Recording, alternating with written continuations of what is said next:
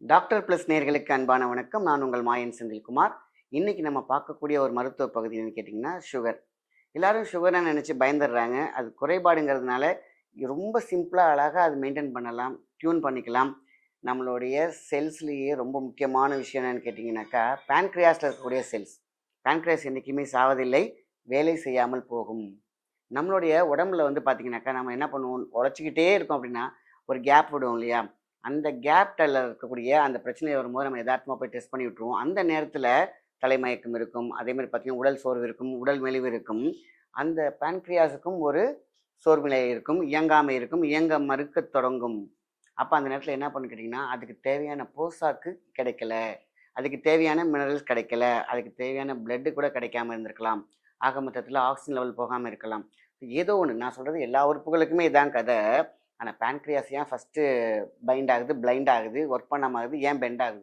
காரணம் என்னென்னு கேட்டிங்கனாக்கா நம்மளுடைய எனர்ஜி வீக் ஆகிறதுக்காக தான். மெட்டபாலிசம் பேலன்ஸில் இல்லாமல் இருக்கிறது, அதேமாதிரி இம்யூனிட்டி பேலன்ஸில் இல்லாமல், இது எல்லாம் சேர்ந்து தான் ஏதோ ஒரு காரணத்தினால அந்த பேன்க்ரியாஸ் வேலை செய்யாமல் இருக்கும். ஆனால் நம்ம என்ன நினைக்கிறோம், அதை ஸ்டிமுலேட் பண்ணணும், அதுக்கான போஷாக்கு மினரல்ஸையும் கொடுத்தா அது மீண்டும் இயங்க தோங்கும். இதை அப்படியே விட்டுட்டிங்க அப்படின்னாக்கா இறுகி கல்லாகும், அதிலே கொழுப்பு படியும், ஏர் லாக் ஆகும். இவ்வளோ பிரச்சனைகள் இருக்கும் பட்சத்தில் எது அப்படிங்கிறத டயக்னோசிஸ் சரியாக பண்ணாமல் விட்டுட்டு அடுத்ததுக்கு அதுக்கு இணையான பேன்க்ரியாஸ்க்கு அதுக்கு இணையான இன்னொருத்தவங்க வேலை செய்ய கொடுக்குறது அந்த டேப்லெட்ஸ் மருந்துகள் எல்லாமே. ஸோ இயங்க மறுக்கிற விஷயம், இப்போ நம்ம நார்மலாக நம்ம ஆஃபீஸ்க்கு போகிறோம், தொடர்ந்து வேலை செஞ்சிட்ருக்கோம், ஏதோ ஃபீவர் இல்லைனா நம்ம படுத்துட்டோம்னா நம்ம என்ன பண்ணுவோம், ஆஃபீஸ் லீவ் எடுத்துகிட்டு நம்ம கொஞ்சம் உடம்பை ரிலாக்ஸ் பண்ணுவோம், இல்லைன்னா அதுக்கான மருந்துகள் எடுப்போம். கொஞ்சம் டைட்டான இருக்குது, ரொம்ப ஹெவியான வியாதியாக இருக்குது அப்படிங்கும்போது அடுத்தது என்ன பண்ணுவோம், 1 மந்த் லீவ் போடுவோம். ஸோ அந்த 1 மந்த்துக்கு பிறகு இன்னொருத்தங்க சப்ஸ்டியூட் போடுவோம் இல்லையா? அந்த மாதிரி நம்மளுடைய ஃபஸ்ட்டு சப்ஸ்டியூட் தான் வந்துருவோம். திருப்பி நம்மளே நார்மலாக வேலை செய்ய தொடங்கிடுவோம். ஸோ நம்ம அதை கவனிக்காமல் விட்டாங்க நம்மளை அப்படின்னு கேட்டிங்கன்னா இந்த சாதாரண வியாதி பெரும் வியாதியாக முற்றி டெட் ஆகிறோம் பார்த்தீங்களா? அந்த மாதிரி தான் பேன்க்ரியாஸும். ஆக மொத்தத்தில் சரியான நேரத்தில் அது கண்டுபிடிக்கிறோம், சோர்வாக இருக்கும்போது கண்டுபிடிச்சி ஸ்டிமுலேட் பண்ணி அந்த இயங்க மறுக்கும் அந்த உறுப்பை மீன்ஸ் பேன்க்ரியாஸை டெவலப் பண்ணுறதுக்கான ஸ்டிமுலேஷனும் சரியான போஷாக்கும் மினரல்ஸும் ப்ளஸ் கான்சன்ட்ரேஷன் ப்ளஸ் அந்த கொடுக்கக்கூடிய பிரெயின் வந்து என்ன பண்ணும், ஆட்டோமேட்டிக்கலாக அதை போய் சென்சார் பண்ணி மீன்ஸ் சூப்பர்வைஸ் பண்ணி அதை இயங்க வைக்கணும். இது எப்பொழுதுமே அனிச்சையாக நடக்கக்கூடிய மூளையின் அனிச்சை செயல். ஆனால் நம்ம தான் மருந்து டேப்லெட்லாம் சாப்பிட்டுருக்கோம் இல்லையா? இது என்ன பண்ணும், சூப்பர்வைஸ் பண்ணிவிட்டு அது என்ன நினச்சிக்கணும், நம்ம வேலைக்கு வரதுல இன்னொருத்தன் வேலை செய்கிறான்னு சொல்லிட்டு அந்த சைடே போகாது, அடுத்த பாட்டுக்கு போயிடும். இது தொடர்ந்து தொடர்ச்சியாக செய்யும் பொழுது ஆட்டோமேட்டிக்காக நம்மளுடைய மூளை சூப்பர்வைஸ் பண்ணுறதே ஸ்டாப் பண்ணிவிடும் அந்த பேன்க்ரியாஸ் பக்கம். ஸோ அதனால் என்ன ஆகும், அது இயங்கி தயங்கி எல்லாம் கடந்து இறுகி முத்தி கடைசியாக டிஃப்யூஸ் ஆகி அதுக்கப்புறம் அது ஃபெயிலியர் ஆகும். இவ்வளோ காலகட்டத்துக்கு நம்ம அதை விடணுமா அப்படின்னு பார்த்தீங்கன்னா, எப்போது நம்ம சுகர் அப்படிங்கிற விஷயத்த இம்பேலன்ஸில் இருக்குன்னு கண்டுபிடிக்கிறோமோ அப்போ அதுக்கான முயற்சிகளையும் ஸ்டிமுலேஷன் பண்ணுறதையும் நம்ம தொடங்க வேண்டும். நம்ம என்னதான் அர்ஜென்ட்டுக்கான விஷயம், நமக்கு பதிலாக இன்னொருத்தர் வேலை செய்கிறாங்கன்னா அவங்களுக்கு சப்ஸ்டியூட் தான்.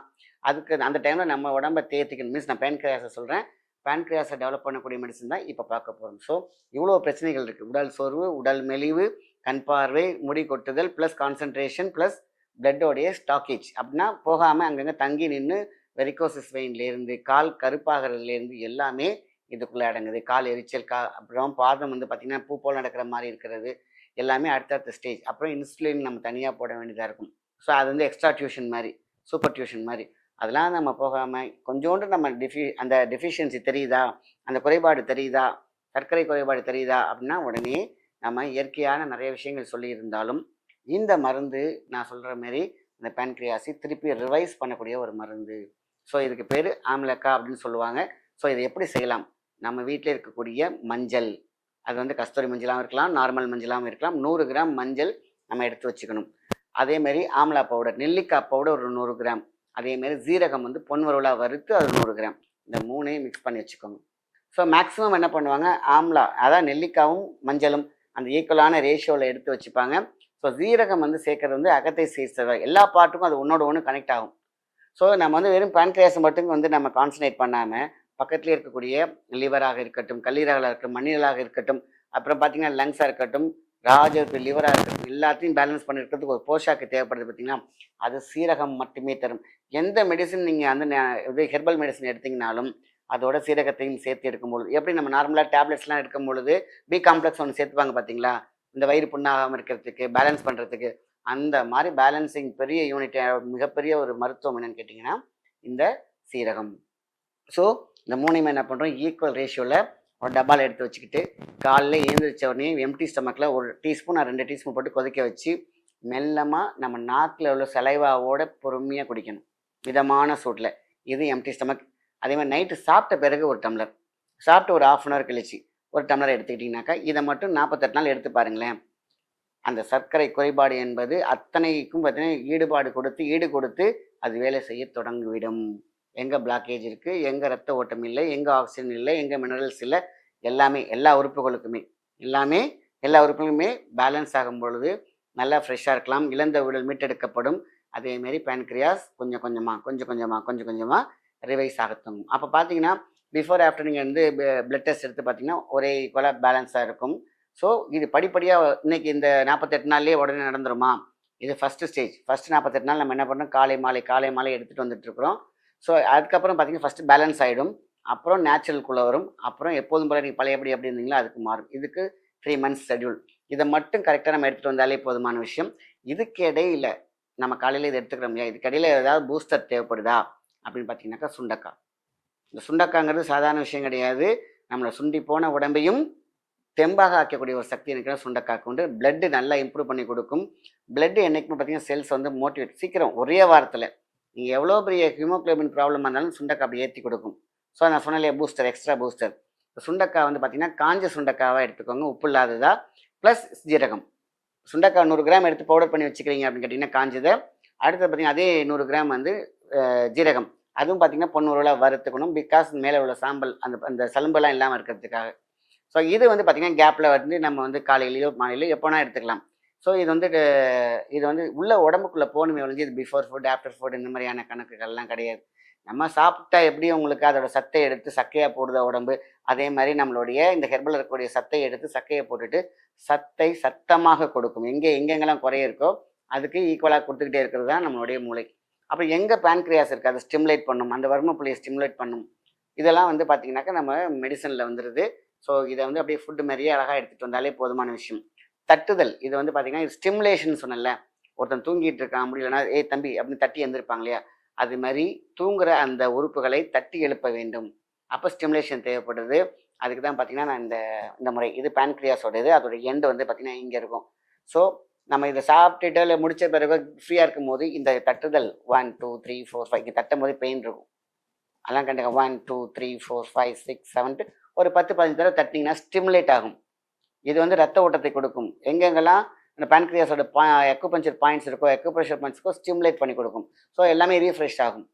ஸோ இந்த மருந்துகளோட இந்த துணையாக இந்த தட்டுதல் வைத்தியத்தை மீன்ஸ் சொல்லுவாங்க தட்டு வர்மம், சாம வர்மம், படுவர்மம், வருமத்தில் எத்தனையோ விஷயம் இருக்குது. அது மாதிரி தட்டு வர்மத்தில் வருது.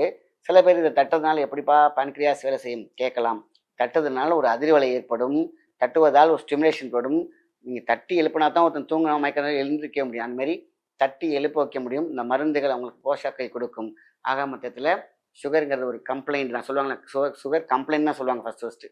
ஸோ கம்ப்ளைண்ட் தான், அது ஃபெயிலியர் கிடையாது. ஸோ இது அழகாக பேலன்ஸ் பண்ணி கரெக்டாக அந்த நேரத்தில் உடம்பை இழைக்க தான் செய்யும்.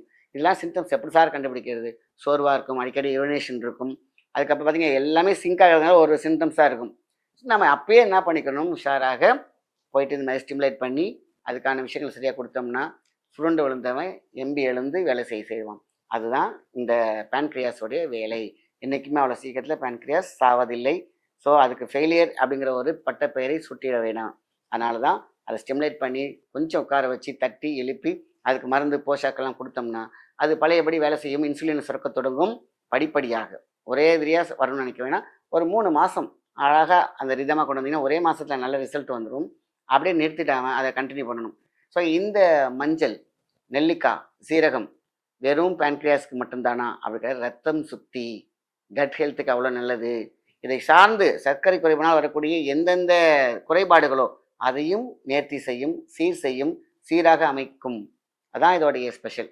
ஆக மொத்தத்தில் இது செய்தாலே போதுமான விஷயந்தான். இதை இன்னைக்கு வந்து சுகரை குறைக்கிறதுக்கு 1008 மெடிசன் இருக்குது, ஏன் லட்சம் மெடிசன் கூட இருக்குது. ஆனால் சுகரை பேலன்ஸ் பண்ணக்கூடிய மீன்ஸ் பேன்க்ரியாஸை வேலை செய்யக்கூடிய தட்டி எழுப்பக்கூடிய இந்த மருந்து தான் இப்போ நான் சொல்லியிருக்கேன். ஸோ அதனால் மஞ்சள் உங்களுக்கு நல்லாவே தெரியும், கிருமி நாசினின்னு சொல்லுவாங்க. கிருமின்ஸ் அது மட்டும் இல்லாமல் ஆம்லா, அதாவது சொல்லுவாங்க உயிர் நாடியை செத்தவனை கூட தூக்கி எடுக்கக்கூடிய சக்தி நெல்லிக்காய்க்கு உண்டு. அதான் ஔவையார் அமிர்தகல்லி அமிர்தகல்லின்னு சொல்லியிருக்கிறாங்க.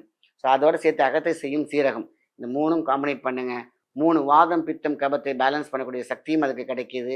உடல் உறுப்புகளுக்கு போஷாக்கையும் தருகிறது, மினரல்ஸையும் தருது, ஆக்சிஜனும் தருகிறது. ஆக மொத்தத்தில் எழுந்திரிச்சு உட்காந்து பொறுமையாக பழையபடி நல்லா வேலை செய்யக்கூடிய சக்தி இதுக்கு உண்டு. ஸோ பொறுமையாக இதை மட்டும் பேலன்ஸ் பண்ணாலே போதும். நல்ல சாப்பாடு, கருப்பு கவுனி ரைஸ், அதேமாதிரி நேச்சுரலாக நம்ம சாப்பாடு, ஜங்க் ஃபுட்டை கொஞ்சம் அவாய்ட் பண்ணிவிட்டு நல்ல நேரத்தில் தூங்கினாலே போதும். ஸ்ட்ரெஸ் இல்லாமல் ஓரளவு பார்த்துட்டாலே நம்மளுடைய பேன்க்ரியாஸ் திருப்பி ரிவைஸ் ஆகிவிடும். ஸோ இவ்வளோதையும் பேலன்ஸ் பண்ணுறது கஷ்டமாக இருந்துச்சுன்னா நம்மளோட மெடிசனை கொஞ்சம் கொஞ்சமாக போக போக நம்மளுடைய வாழ்க்கைக்கு தேவையானது, நம்ம நீண்ட ஆரோக்கியத்தோடு வாழ்கிறதுக்கான விஷயத்துக்கு தான் நம்ம முன்னோர்கள் அழகாக சொல்லி வைத்த ரகசியங்களை தான் உங்கள்கிட்ட சொல்லியிருக்கோம். இது அதிசயமாக நம்மளுடைய சுகர் கம்ப்ளைண்ட்டை கம்ப்ளைண்ட் இல்லாத ஒரு நல்ல ஒரு விஷயமா கொண்டு வரும். நல்ல விஷயத்தை மற்றவங்களுக்கு ஷேர் பண்ணுங்கள். நன்றி, வணக்கம்.